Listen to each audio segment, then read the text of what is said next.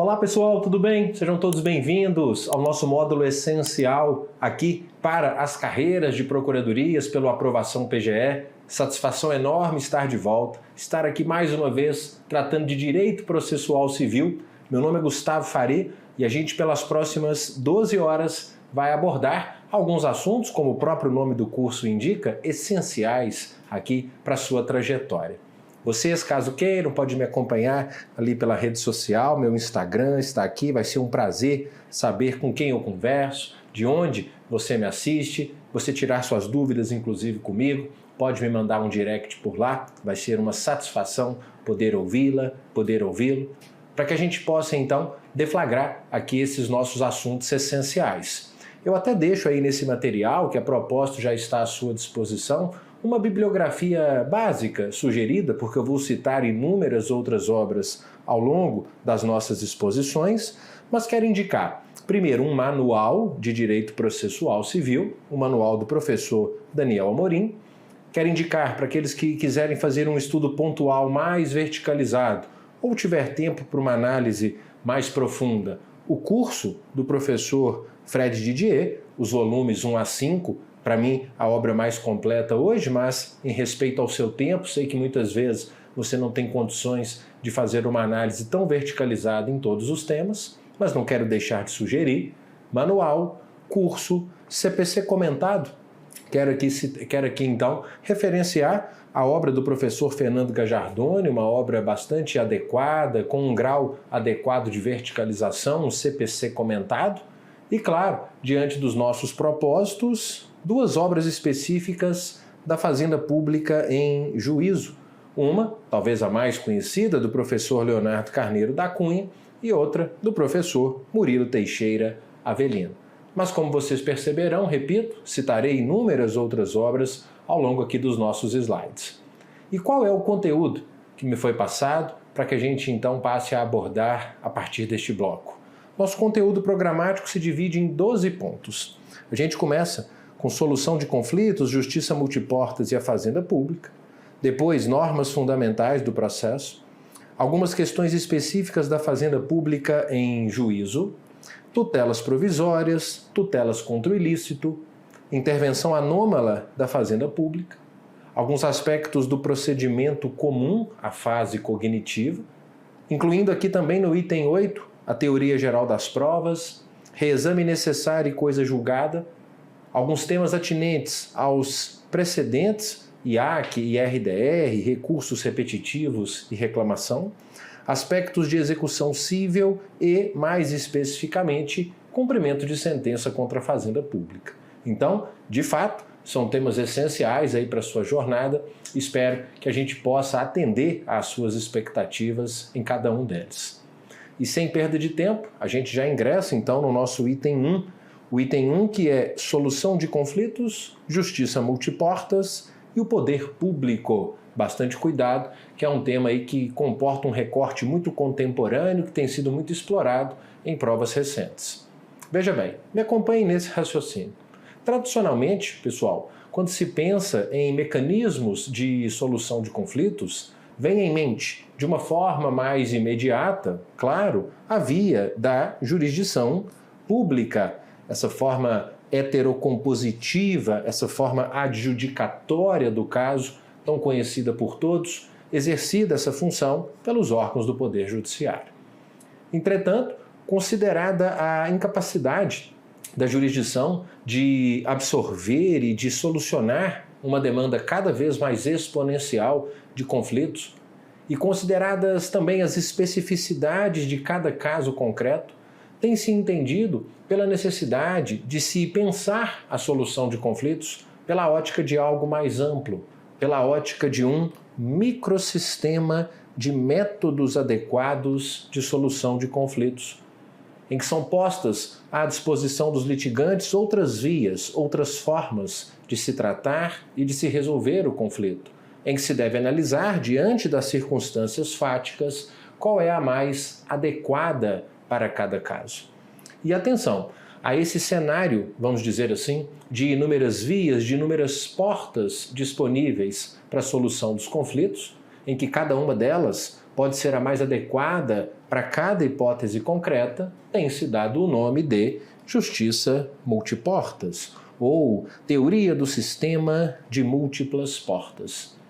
Criada essa teoria pelo professor norte-americano Frank Sender em 1976, teoria essa segundo a qual a jurisdição estatal ela não é a única, muito menos a principal opção das partes para que possam colocar fim a um determinado litígio, devendo ser levado ali em consideração ou devendo serem levados em consideração outros métodos que possam ser adequados à solução dos conflitos.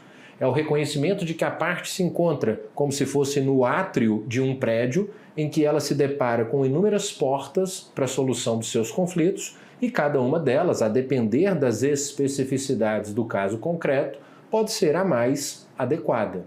Veja, aqui a doutrina, apenas para confirmar essa ideia, nos lembra que em 1976, Frank Sender, professor de Harvard, discutia a incapacidade de o judiciário lidar de forma adequada e eficiente com todas as situações conflituosas que lhe eram submetidas.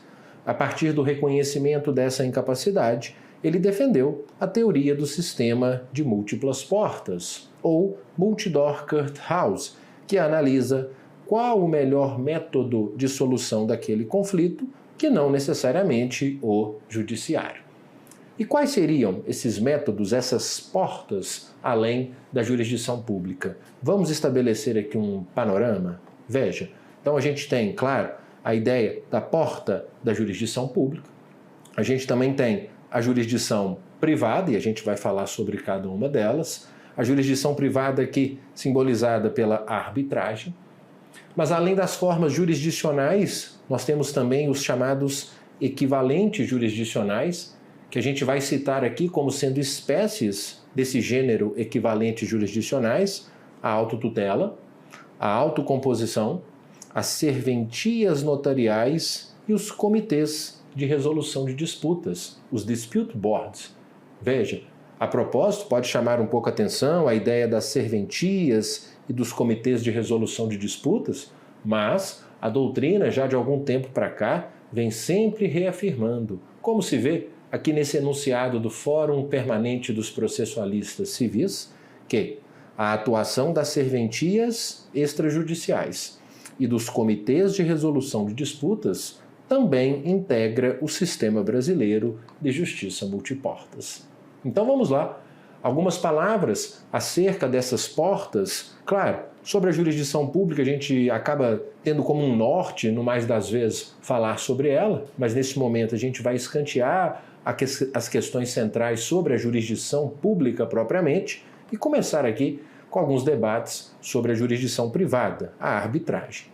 Veja, essa forma heterocompositiva de resolução de conflitos, estabelecida pela via de uma convenção de arbitragem, com a escolha de um terceiro de confiança das partes, e sei que pode chamar sua atenção falarmos da arbitragem como sendo uma espécie de jurisdição, mas é porque percebam, tanto a doutrina quanto a jurisprudência hoje são majoritariamente favoráveis à tese segundo a qual, vejam, a jurisdição no Brasil ou a arbitragem no Brasil é propriamente jurisdição. Lembra o professor Didier que é uma jurisdição exercida por particulares com autorização do Estado e consequência do direito fundamental de autorregramento.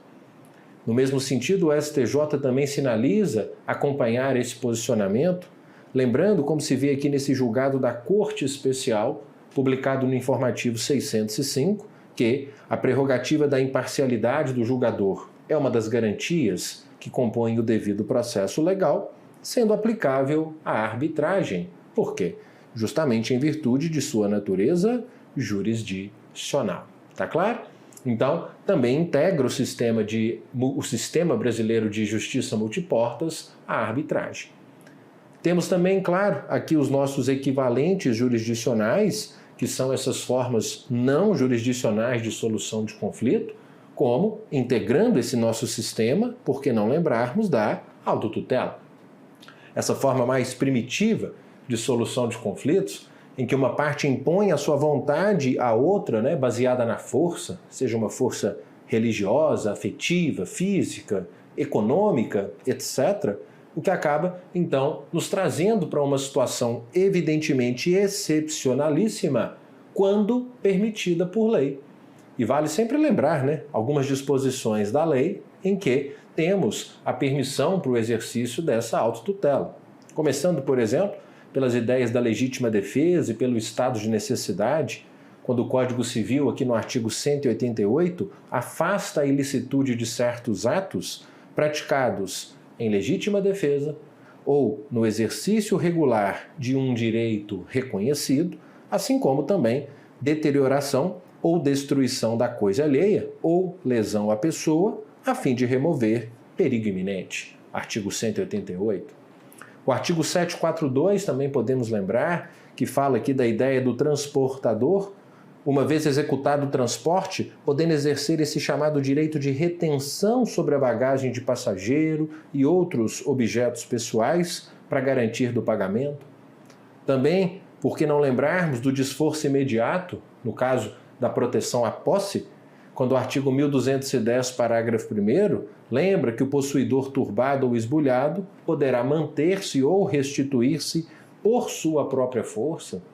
E só para a gente fechar essa lista exemplificativa, deixo aqui no seu material também a lembrança do artigo 1283, que prevê que as raízes e os ramos de árvore que ultrapassarem a extrema do prédio poderão ser cortados pelo proprietário do terreno invadido. Então, no contexto dos equivalentes jurisdicionais, a gente também tem como pertencente desse sistema multiportas a autotutela.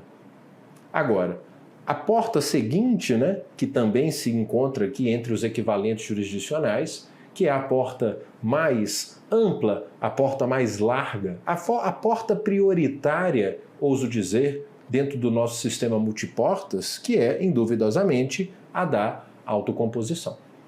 A autocomposição, induvidosamente hoje, vista como a forma prioritária, preferencial de solução de conflitos. Essa solução consensual, essa solução não adversarial, que ganha destaque desde a Constituição Federal, percebam, quando no preâmbulo refere-se expressamente a uma ideia de solução pacífica de controvérsias. Então, por que não começarmos desde a Constituição, ressaltando a importância desse equivalente jurisdicional? Alguns, inclusive, falando hoje em dia num princípio propriamente, um princípio do estímulo da solução por autocomposição. Veja, sendo então defensável essa ideia de que a autocomposição, portanto, é preferível à heterocomposição, sendo um princípio que orienta toda a atividade estatal na solução dos conflitos jurídicos. E quando a gente pensa em autocomposição, essa solução não adversarial dos conflitos, a gente pode aqui destrinchar a ideia da autocomposição, primeiro, em autocomposição unilateral. Quando a gente fala em autocomposição unilateral, a gente está pensando, primeiro, na ideia de renúncia. Quando a parte abdica do direito material a que pode ou que poderia fazer jus, isso é uma espécie de autocomposição pela via da renúncia, que vai gerar a extinção do processo com resolução de mérito, independentemente de anuência, de vontade da parte contrária. A desistência, que por sua vez também se encontra nesse campo da autocomposição unilateral, desistência que decorre do princípio da disponibilidade processual, em que a parte abdica da posição processual que ela assumiu após o ajuizamento da ação. Lembrando que aqui a extinção do processo, por sua vez, se dá sem resolução de mérito e que se a parte contrária já tiver contestado a desistência para ser homologada depende de anuência da parte. Ou ainda, e por fim, como uma espécie de autocomposição unilateral, o reconhecimento jurídico do pedido, em que o réu admite a procedência do pedido, gerando aqui também uma hipótese de extinção do processo com resolução de mérito por uma via autocompositiva. Uma autocomposição, é verdade, unilateral. Mas também temos aqui a ideia da autocomposição bilateral, que conta com a participação dos envolvidos na situação da controvérsia, não apenas de uma das partes. E essa autocomposição bilateral que pode ser obtida por uso de algumas técnicas. As conhecidas técnicas da negociação, da conciliação e da mediação. Quando a gente fala da técnica da negociação como forma de se alcançar essa autocomposição bilateral, a gente está tratando, pessoal, daquelas situações em que as partes encaminham a composição por si mesmas. Elas estabelecem tratativas diretas, sem a intermediação de um terceiro, para chegar a essa solução consensual. Representadas ou não por advogados, elas tratam de forma direta acerca do problema, sem um intermediador, para que possam então chegar a essa solução. Deixo aqui no seu material, a propósito, uma rápida passagem doutrinária, aí para sua revisão, quando se destaca que a negociação pode ser definida como um processo técnico de comunicação entre as partes em conflito, que, atenção, sem a intervenção de um terceiro, esse é o ponto mais importante, visam encontrar a melhor solução para resolver esse problema, sendo a negociação, portanto, um processo direto de autocomposição. Diferentemente, é a técnica da conciliação, ou o método da conciliação, que leva a essa autocomposição bilateral, mas facilitada por um terceiro intermediador, não é isso? Que no caso aqui é o conciliador, que nos termos do importante artigo 165, parágrafo 2º do CPC, nos lembra que ele atuará preferencialmente em casos em que não haja vínculo anterior entre as partes, podendo então inclusive sugerir soluções para o litígio, numa postura mais ativa aqui da figura desse conciliador. Ao passo que, por outro lado, quando a gente fala na mediação, a gente está pensando na figura de um terceiro intermediador, tal como na conciliação, mas o terceiro mediador que aqui vai atuar auxiliando os interessados a compreender as questões, compreender os interesses que estão em conflito, buscando ali o restabelecimento da comunicação, do diálogo entre as partes, para que elas mesmas possam chegar a uma solução consensual. O mesmo 165 traz aqui no importante parágrafo 3º a ideia de que o mediador, diferentemente do conciliador, ele atuará preferencialmente nos casos em que houver vínculo anterior entre as partes, relações de família, relações societárias, condominiais, auxiliando aos interessados a compreender as questões e os interesses em conflito, para que elas possam, pelo restabelecimento da comunicação, chegar a uma solução que gere benefícios mútuos. Percebam, a mediação, enfim, ela busca que as pessoas se habilitem a retomar a comunicação de uma maneira adequada, passando a conduzir suas relações de uma forma consensual, tudo mediante a facilitação desse diálogo pela intermediação de um mediador. E ainda, integrando esse rol das portas do nosso sistema de justiça multiportas, ainda no âmbito dos equivalentes jurisdicionais, essas formas não jurisdicionais de solução de conflitos, temos também hoje, como já te disse, o reconhecimento da existência das serventias extrajudiciais como aqui integrantes do sistema brasileiro de justiça multiportas. Quantas demandas a gente já percebe que podem ser levadas às serventias, independentemente da judicialização clássica, né? Procedimentos como inventário, divórcio, separação, né? Uso capião, a uso capião. Claro, a gente percebe que sempre uma ideia fora de um contexto de litigiosidade, mas cada vez mais crescente. Retificação de registro civil, demandas que busquem demarcar e dividir terras, entre tantas outras que já são admitidas pela via desjudicializada das serventias extrajudiciais. E por fim, muito deve te interessar os comitês de resolução de disputas, os dispute boards. Por quê? Porque muito presente esses comitês, muito presentes no contexto dos contratos principalmente de trato sucessivo envolvendo a administração. Então vamos lá. Cuidado. O que é esse comitê de resolução de disputa como integrante do sistema de justiça multiportas? O Comitê de Resolução de Disputa, pessoal, é um mecanismo extrajudicial de prevenção e de solução de conflitos. Percebam que, repito, ele é de grande valia para o acompanhamento de contratos de trato sucessivo, contratos de longa duração, como os de obras de infraestrutura, por exemplo. E esses comitês são compostos por especialistas, a quem incumbem a recomendações acerca do exercício, acerca do cumprimento daquele contrato, ou proferimento mesmo de decisões a fim de solucionar algum tipo de conflito que surge durante a execução daquele negócio. Viu-se com muito sucesso o exercício das funções desses comitês de resolução de disputas, por exemplo, nos contratos de construção da linha amarela do metrô de São Paulo, também nas obras dos Jogos Olímpicos e Paralímpicos do Rio de Janeiro, de forma que então, especialmente no contexto do direito público, a gente tem notado cada vez mais a participação e a presença desses comitês.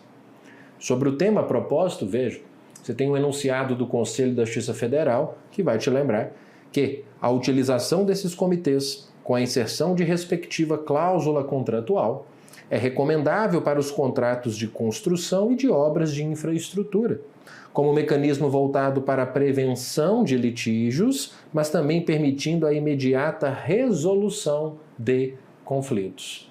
Enfim, percebam como é capilarizado o nosso sistema de justiça multiportas, reconhecendo inúmeras vias jurisdicionais e também não jurisdicionais de resolução de conflitos. Apenas para arrematarmos esse raciocínio sobre o sistema de justiça multiportas, veja, professor Marcelo Mazzola, lembrando que a justiça estatal clássica, adjudicada pelo juiz, não é mais o único meio adequado para a solução dos conflitos. Ao lado desta justiça de porta única, surgem novas formas de acesso. Reforça-se assim o sistema multiportas, que é fundamental para o tratamento adequado dos conflitos. E percebo, o Código de Processo Civil tem um artigo específico que referenda a ideia da justiça multiportas, especificando alguns desses métodos de resolução de conflitos. Esse artigo é o artigo 3º, né? O artigo 3º que no caput traz a via jurisdicional pública, aqui parafraseando a Constituição Federal, que lá no artigo 5º, inciso 35, também lembra que não se excluirá da apreciação jurisdicional ameaça ou lesão a direito.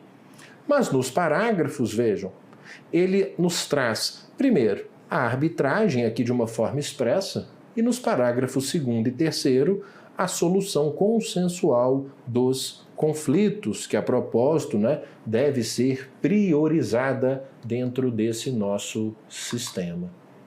E mais, além desse plano acadêmico, além desse plano legislativo, já se percebe claramente que os influxos dessa teoria estão chegando ao Poder Judiciário.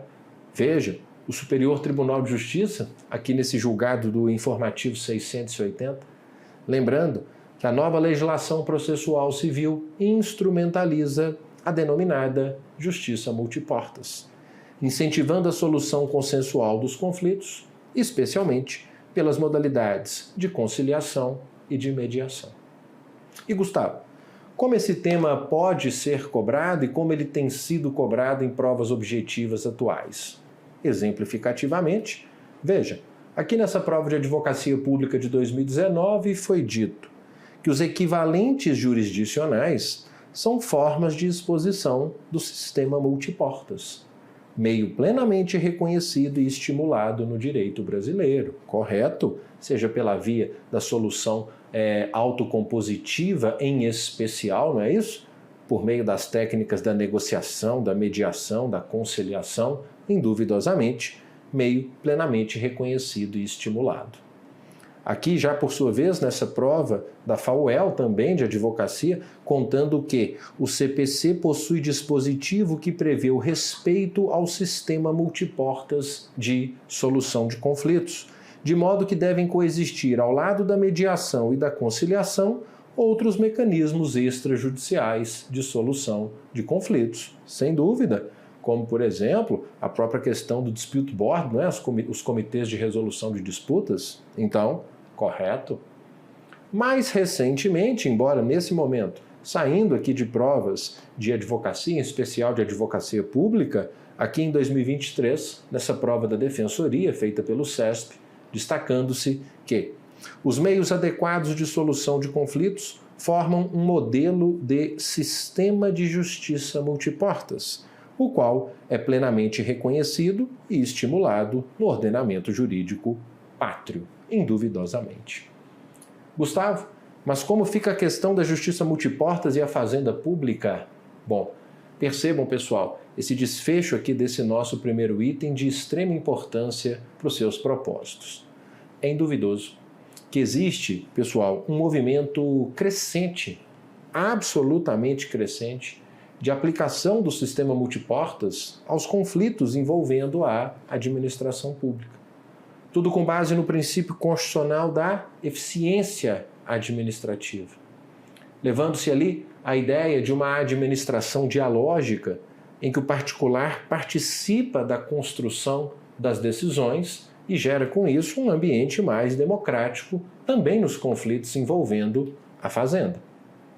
Faça um recorte bem contemporâneo comigo de 2015 para cá e percebam como especialmente a legislação ela demonstra de forma absolutamente evidente essa tendência crescente de adoção de métodos adequados de solução de conflitos, que não necessariamente o jurisdicional público, para os conflitos envolvendo a fazenda. Veja, 2015 a gente tem, vejam de forma absolutamente clara, lá naquele capítulo do Código de Processo Civil que fala de conciliadores e de mediadores, o artigo 174, falando que a União, os estados, DF e municípios criarão câmaras de mediação e de conciliação para solução consensual de conflitos no âmbito administrativo, tais como resolver conflitos entre órgãos da administração pública, celebrar termos de ajustamento de conduta, etc. No mesmo ano, em 2015, vejam, a lei de arbitragem passando a prever de forma expressa, como você bem sabe, aqui no artigo 1º, parágrafo 1º, que a administração poderá utilizar-se da arbitragem. E o rico ano de 2015 não parou por aí. Também aqui, na Lei de Mediação e de Conciliação, a Lei 13.140, trazendo um capítulo específico, percebam, em que se fala da autocomposição de conflitos, em que for parte pessoa jurídica de direito público. Então, o ano de 2015 é um ano bem rico para fins de estabelecimento de um sistema de justiça multiportas também na administração. Dando um passo à frente e chegando em 2018, a gente tem uma importantíssima inovação no nosso ordenamento jurídico, que foi a inclusão na LINDB do artigo 26, que passou a prever de forma expressa a possibilidade de autoridades administrativas celebrarem compromissos com os interessados. A doutrina dá um grande destaque para esse dispositivo, pessoal, entendendo que ele é uma clara norma geral de direito. Uma norma geral de direito que, ao lado das demais que a gente tem abordado, estabelece uma premissa muito clara, uma premissa irrecusável, né, de aplicação do sistema multiportas à administração pública, né, especialmente pela via da autocomposição. E em face do valor que se tem dado a esse importante artigo 26, veja, lembra, por exemplo, o professor Leonardo Carneiro da Cunha, que essa disposição contém uma cláusula geral estimuladora da adoção de meios consensuais pelo poder público. Não de outra forma, o Fórum Nacional do Poder Público também estabelece essa diretriz, quando, por exemplo, aqui no enunciado 130, destaca que esse artigo também prevê uma cláusula geral estimuladora da adoção de meios consensuais pelo poder público. E o enunciado seguinte, o 131, lembrando nesse mesmo contexto, que deve o poder público desenvolver procedimentos internos hábeis a identificar casos, viabilizando a aplicação isonômica dos meios consensuais de conflito. Então, para o ano de 2018, todo o destaque para essa alteração que percebemos na LINDB. Em 2019, por sua vez, eu gostaria de citar, vejam, essa alteração ocorrida no Decreto-Lei 3365 de 41, que fala sobre a possibilidade de mediação ou arbitragem para procedimentos relativos à desapropriação. Em 2020, eu cito aqui a Lei 13.988, que estabelece requisitos e condições para que a União, autarquias e fundações, bem como devedores ou partes adversas, realizem transação resolutiva de litígios relativos à cobrança de créditos da Fazenda.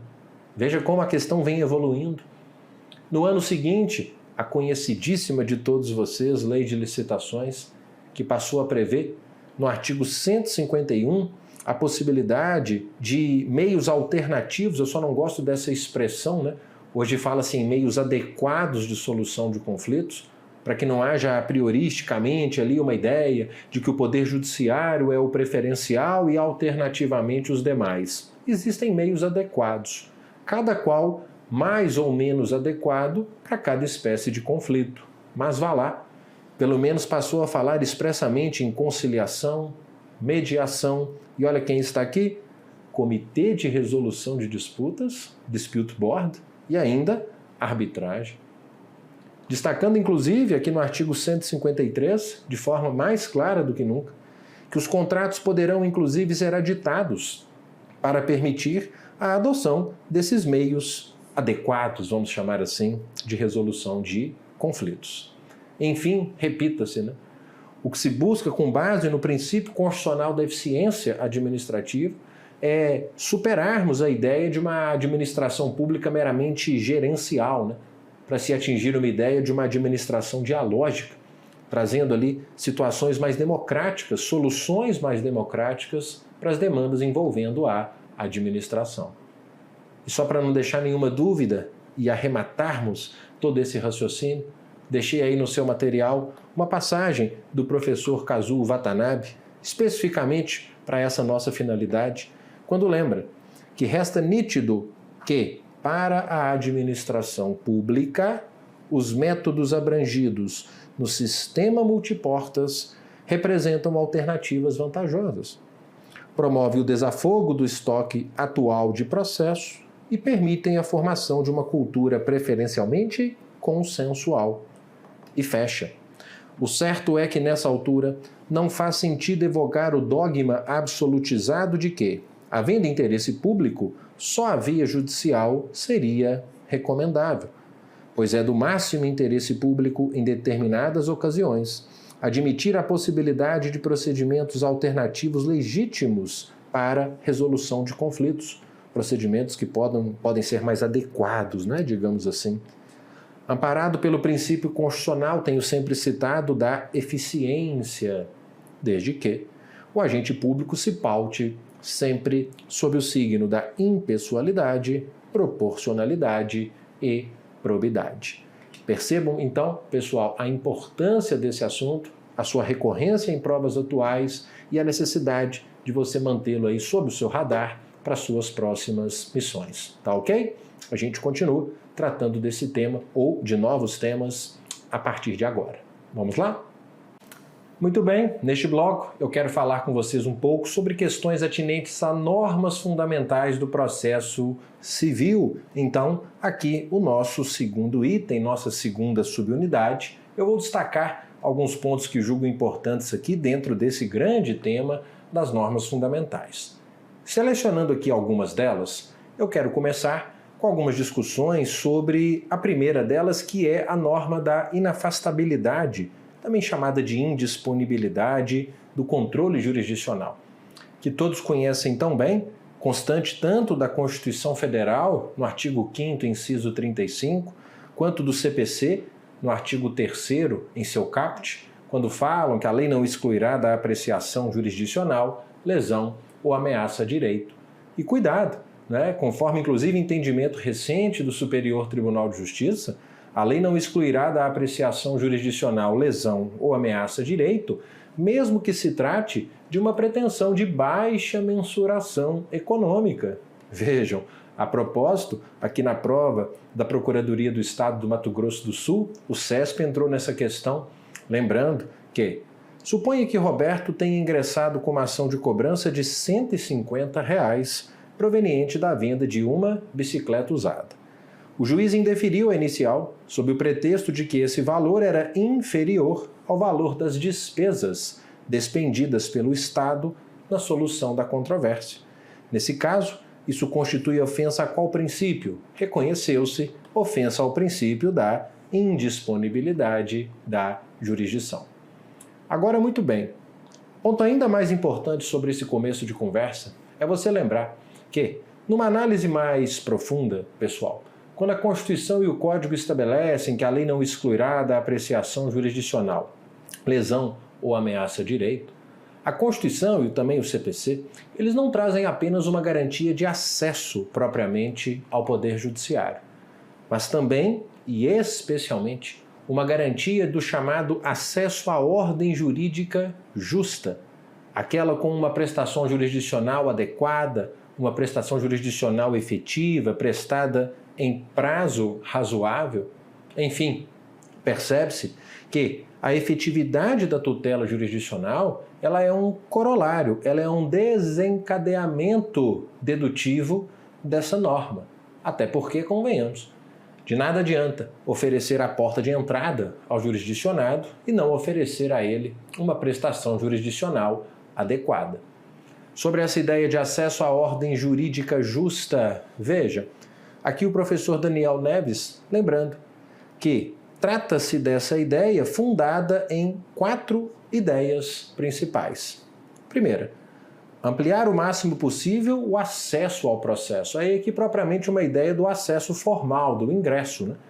Com a superação de obstáculos impostos, por exemplo, aos vulneráveis, aos necessitados, a própria ideia de tutela dos direitos coletivos, mas também a ideia de acesso à ordem jurídica justa, fundado na ideia de respeito ao devido processo legal, um processo que obedece a um contraditório efetivo, dinâmico, ampliando o acesso à participação dos interessados, entre outras matrizes que também vamos estudar dentro desse contexto. Mas também o acesso à ordem jurídica justa, fundado numa ideia de decisão com justiça, apesar de um conceito muito aberto, né, de tessitura muito aberta.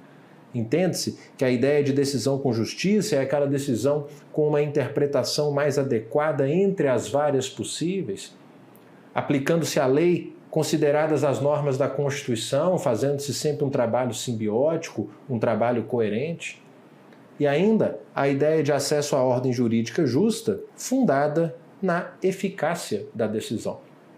A eficácia das decisões jurisdicionais como também integrante desse sistema de um acesso à ordem jurídica justa, potencializada pelas tutelas de urgência, pelos mecanismos de execução indireta que hoje estão tão em voga, aumento de sanções processuais no caso de descumprimento de decisões, enfim. Ao se incluir no rol do artigo 5º a impossibilidade de a lei excluir da apreciação jurisdicional lesão ou ameaça a direito, consagrou-se um verdadeiro direito fundamental à tutela efetiva, célere e adequada, ou seja, o acesso à ordem jurídica justa.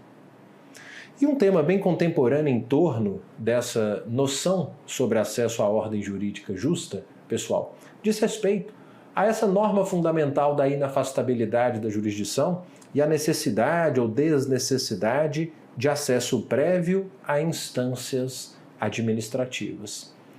Veja, o que nós percebemos, segundo especialmente a atual jurisprudência do Superior Tribunal de Justiça, é que, como regra, a inafastabilidade da jurisdição não pode estar condicionada à busca anterior a instâncias administrativas. Veja, há julgados inclusive recentes publicados em informativo de jurisprudência, onde ele destaca essa compreensão, lembrando, como por exemplo aqui no informativo 759, que, em razão do direito fundamental que estamos estudando, em regra, o acesso à justiça independe de prévio requerimento administrativo. Ou, ainda mais recente, no informativo edição extraordinária número 8, dando um exemplo de aplicabilidade desse raciocínio, o STJ lembrando que não é condição da ação o prévio requerimento administrativo para ajuizar uma ação requerendo anulação de débito fiscal fundamentada na ocorrência de erro material no preenchimento da declaração de crédito tributário federal. Olha que interessante e importante essa decisão, com muita cara de prova. Agora, cuidado, porque há algumas situações em que o exercício do direito a essa inafastabilidade do controle jurisdicional, ele pode sim estar condicionado ao prévio acesso a outras vias. Percebam que há, sim, algumas restrições ao exercício do direito de ação por determinações constitucionais e infraconstitucionais que eu passo a te apresentar. Sempre importante, relembrar que, por exemplo, o artigo 217 da Constituição prevê que o Judiciário só admitirá ações relativas à disciplina e às competições desportivas após esgotamento das instâncias da Justiça Desportiva. Outro exemplo sempre lembrado, na Lei de Habeas Data, quando o artigo 8º, parágrafo único, impõe que a inicial seja instruída com prova de recusa ao acesso às informações, à retificação ou à anotação, o que vai no mesmo sentido da antiga súmula 2 do Superior Tribunal de Justiça. Outro exemplo que sempre podemos também destacar, ainda no plano das leis federais, aqui na lei das súmulas vinculantes, quando o parágrafo 1º do artigo 7º, vai lembrar que sim, de decisão judicial ou de ato administrativo que contraria a súmula vinculante, cabe reclamação para o Supremo. Agora, contra omissão ou ato da administração pública, o uso da reclamação depende de esgotamento das vias administrativas. Tema a propósito, veiculado aqui nessa prova de 2022, de procurador jurídico do CFO, a inobservância de súmula vinculante pela administração pública desafia o ajuizamento de reclamação, desde que previamente provocada a instância administrativa. Ok? Muito bem. Percebam então que temos disposições no plano tanto da Constituição quanto da legislação infraconstitucional, criando essas condições.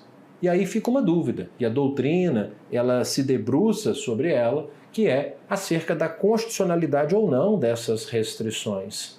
Vejam comigo, destaca aqui a doutrina. Fica a dúvida, essas leis são constitucionais? Habeas data, súmulas vinculantes? É constitucional criar uma restrição como essa ao exercício do direito de ação? Vejam, a resposta é sim, são constitucionais. Direitos fundamentais podem sofrer restrições por determinação legislativa infraconstitucional, não parecendo a priori inconstitucional o condicionamento, em certos casos, da ida ao judiciário ao esgotamento administrativo da controvérsia. Se, porém, revelar-se abusiva, de acordo com o caso concreto, naturalmente, a restrição pode ser afastada. E vejam, não só a Constituição Federal, não só as leis federais que acabo de citar podem estabelecer essas condições, mas a jurisprudência dos tribunais superiores também tem agido nesse panorama, Alguns julgados super importantes sobre o tema, como por exemplo, esse aqui publicado no informativo 741 do Superior Tribunal de Justiça, onde ele lembra que a lesão ou ameaça de lesão a direitos, que enseja a necessidade de manifestação judiciária do Estado, se caracterizam em demandas de cobrança de seguro DPVAT, salvo exceções particulares, após o prévio de requerimento administrativo. Aplicando por analogia, esse julgado de recurso extraordinário com repercussão geral do Supremo Tribunal Federal, que diz o quê? Que diz, pessoal, vejam, o STF no julgamento desse RE, entendeu que concessão de benefícios previdenciários depende de requerimento do interessado. Então, o slide anterior do informativo 722 valeu-se por analogia desse julgamento do Supremo no RE 631-240. Vejam, estabelecendo então que benefícios previdenciários poderão ser concedidos, mas depois de requerimento prévio do interessado. Agora, cuidado, não confundam. É bem de ver que essa exigência de prévio requerimento não se confunde com exaurimento das vias administrativas. É o que o STJ aqui nesse julgado da Corte Especial está reforçando. Não confunda prévio requerimento com exaurimento, já que feito o prévio requerimento e negado o benefício, não há impedimento para que o segurado ingresse no Poder Judiciário antes mesmo de que algum eventual recurso administrativo seja examinado pela autarquia. Tá ok? Então, 2 julgados importantes. Não para por aí. Aqui no informativo 553, o STJ também lembrando que em cautelares de exibição de documentos bancários é cabível desde que, entre outras coisas, comprove-se o prévio pedido à instituição financeira. Então também entra aqui nesse rol que a gente está elencando de julgados. E por fim, no informativo 367, entendendo o Superior Tribunal de Justiça, que também não haverá interesse de agir para o autor em ações em que se postula a obtenção de documentos com dados societários, se a parte não tiver demonstrado prévio requerimento formal à ré nesse sentido. Tá bom?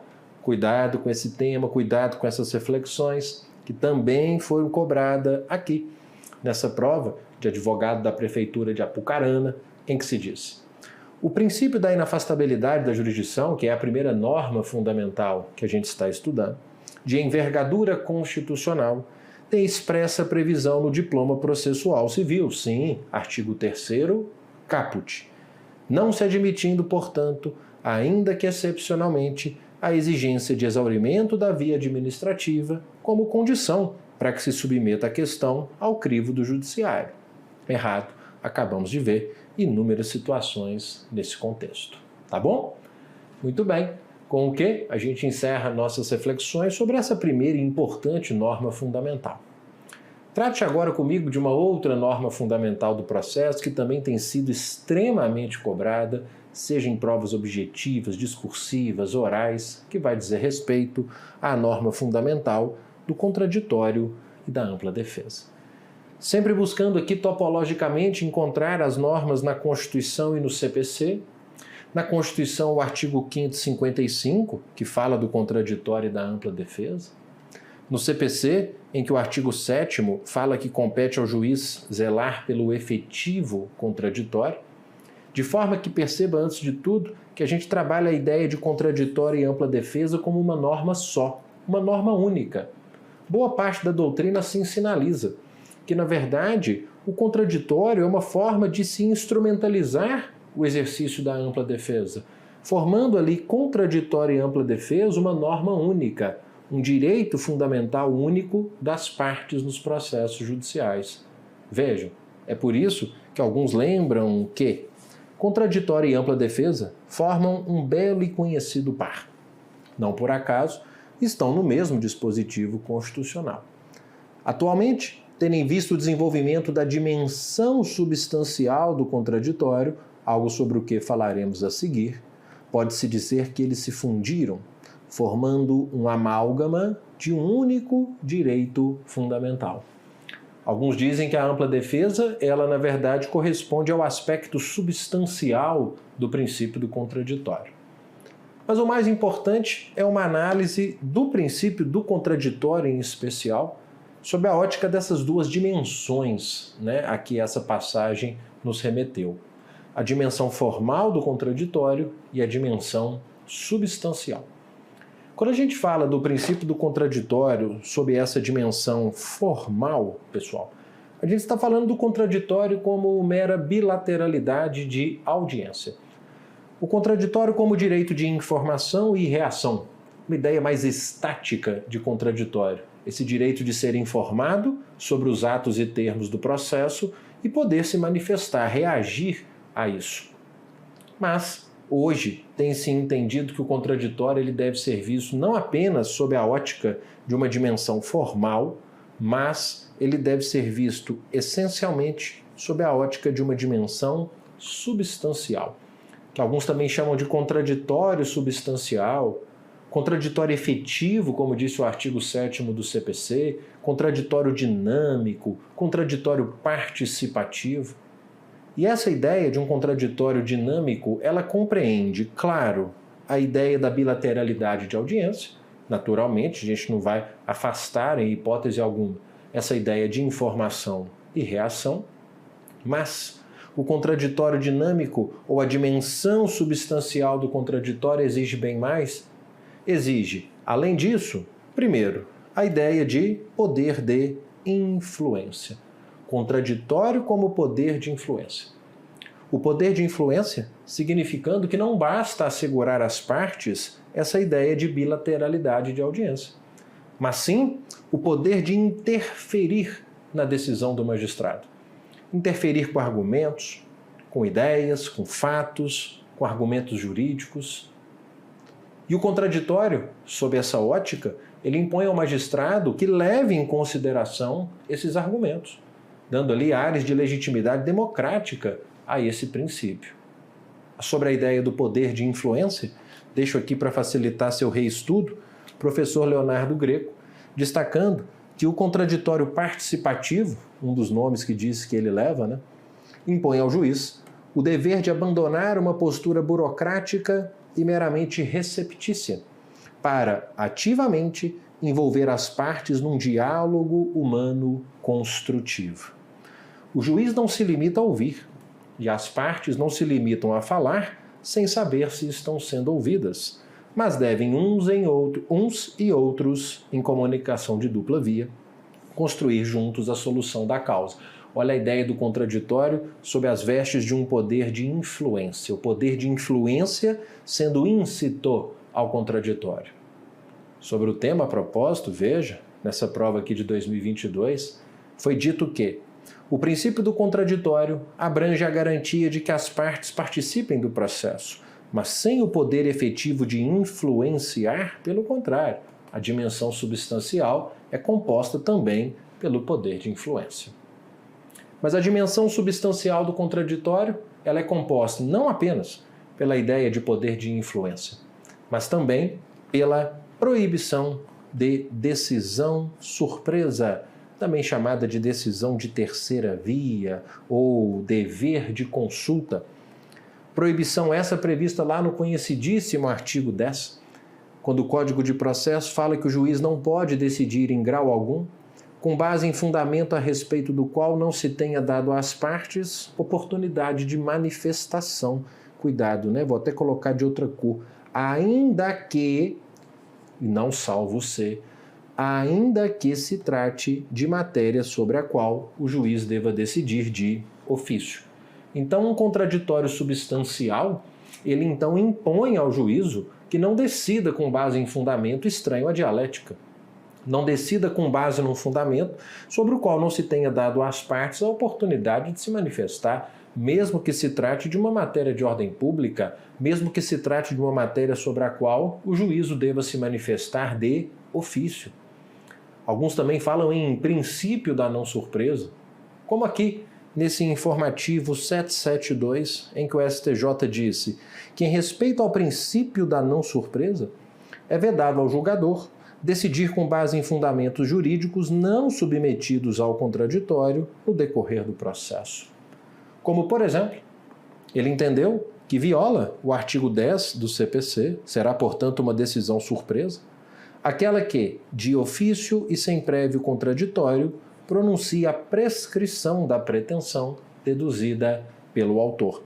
Então, percebo, o que o juízo deve fazer é, ainda que reconheça uma matéria de ordem pública, antes de se valer desse fundamento para julgar a causa, ele precisa submeter o tema ao contraditório. Agora, por falar no STJ, cuidado. Ele tem entendido, entretanto, que essa proibição da decisão surpresa, ela não exige do juízo esse chamado dever de consulta, quando a decisão ela apenas der aos fatos uma tipificação jurídica distinta daquela que foi invocada pelas partes. Ou mesmo se o juiz se limitar a aplicar um dispositivo de lei que não tenha sido suscitado por elas.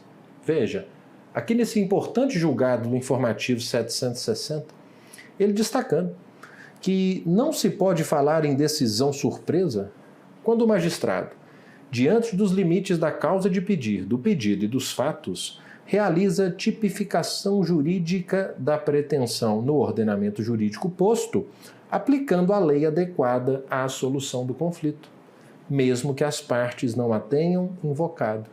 É uma aplicação do brocardo iura novit curia, o juízo conhece o direito.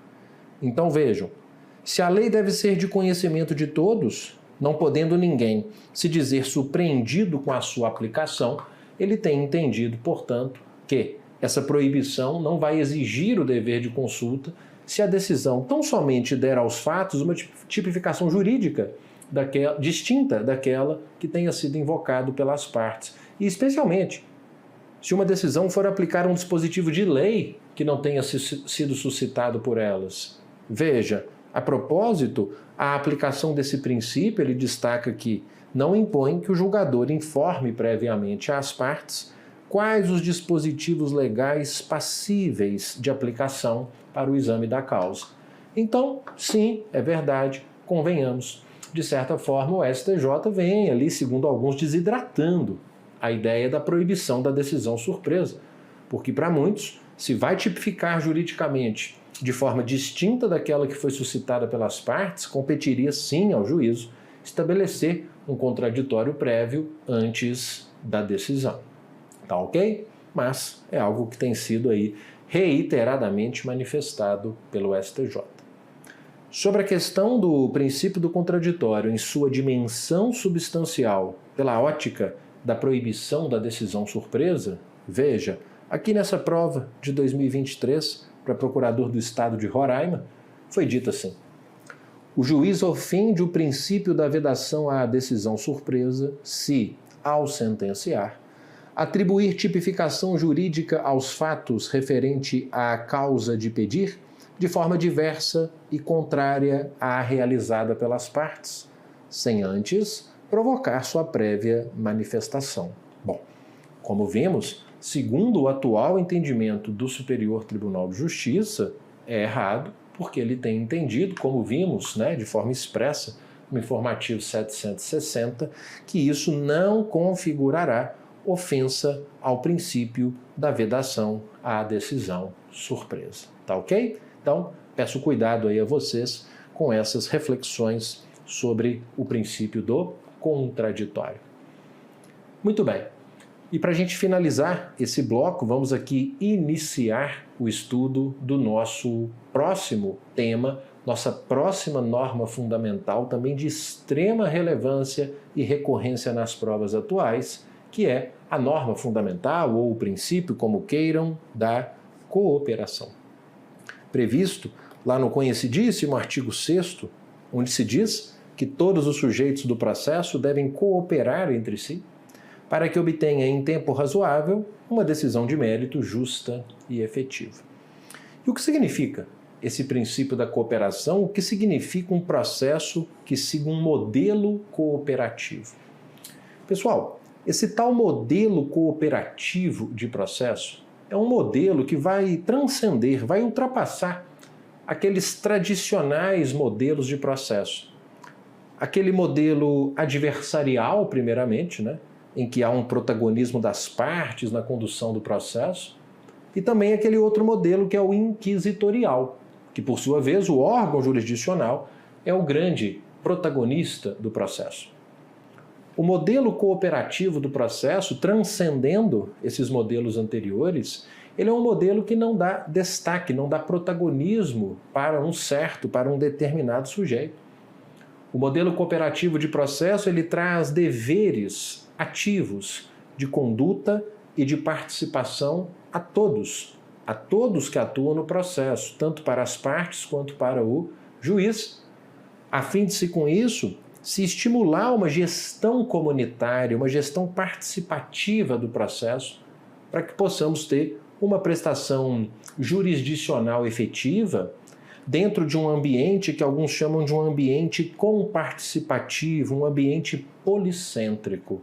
Veja, nesse sentido de reconhecer inicialmente essa ideia central do que é um modelo cooperativo de processo, vejam, Dierle Nunes fala numa técnica de construção de um processo civil democrático, em que a comunidade de trabalho deve ser revista em perspectiva policêntrica e comparticipativa, afastando qualquer protagonismo.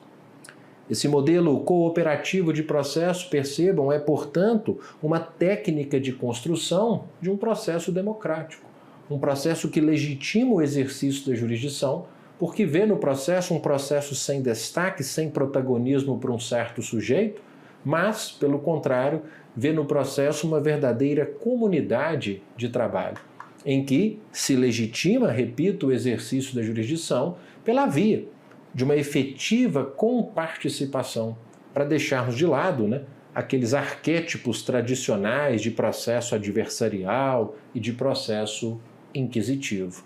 É um processo como comunidade de trabalho. Há uma gestão difusa do processo para se obter uma decisão de mérito justa e efetiva.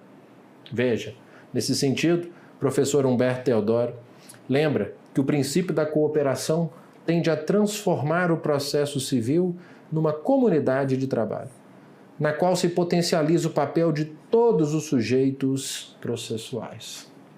E bastante cuidado, porque para implementar essa estrutura de processo, pessoal, a atual doutrina, ela vem especificando alguns deveres de conduta.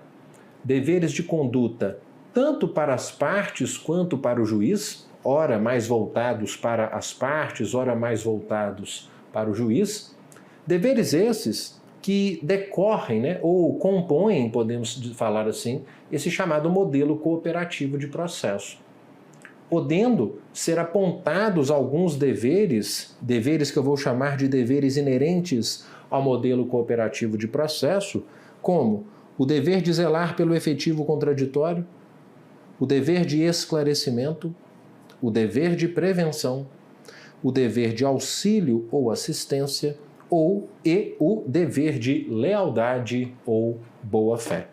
E aí, é justamente sobre isso que a gente volta já para tratar em detalhes e fecharmos o estudo dessa norma fundamental do processo cooperativo. Até já!